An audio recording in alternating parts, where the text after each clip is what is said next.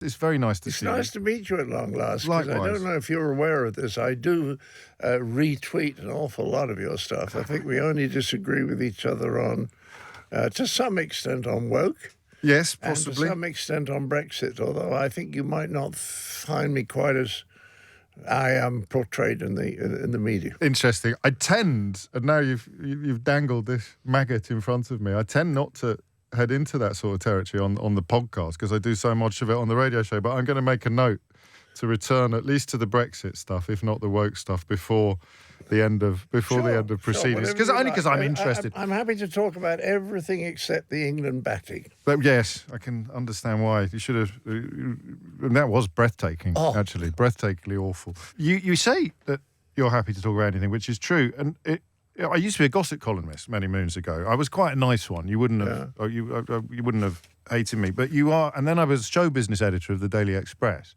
and you are in that category of famous British person who is newsworthy.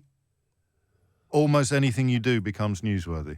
It is a little bit like that, yeah. It must be a burden. Yes, it is. It's boring. Yes. But I tell you, the greatest thing that ever happened to me was Twitter. Right. And I didn't realise what a gift from God it was until I was talking to Stephen Fry. And he said two things to me. He said, "You got to get on Twitter.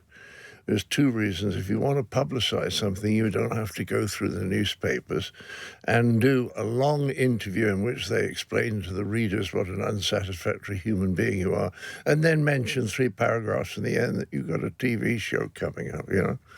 And then the other one, I've forgotten. That would be the quid pro quo, and I mean, you're not exactly backwards in coming forwards when it comes. Oh, no, because I mean, I'm not very frightened anymore. I was, for many years, I was as frightened as everyone else of the British press because they're completely unscrupulous. There's no fundamental decency that you can reach out and sort of touch their hand with. They're utterly cynical, utterly malicious if necessary. I don't think people realise. No, they don't realise how bad we are. And when I went on Newsnight and told Emily Maitlis that we had been bottom of this poll, the European Broadcasting poll, they go to every country in Europe, they ask 1,000 people, what is your trust in printed media? And we have been bottom for something like 10, 15 years, except for 1 year, James, when we were last but one. Let joy be unconfined. Slight improvement. But people don't realise how awful our papers are, and I go on saying so, but I do, because the second reason, as Stephen gave, is that if they are nasty to me, I can score off them. I mean, when Piers Morgan said to me, when are you going to be, what did he say? When are you going to be funny again, Cleese? It's been a long time. And I said, when are you going to be talented? It's been a lifetime.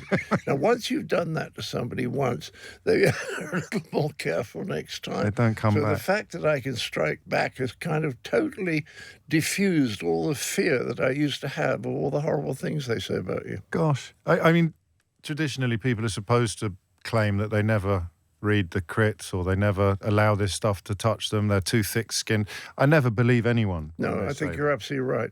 It's all a pretense because when people are nasty about you, I don't think there are many people, or maybe the Dalai Lama, but have you worked together? Have you worked with the Dalai Lama ever? Yes, I have interviewed the Dalai Lama, and I tell you, he's not used to being interrupted.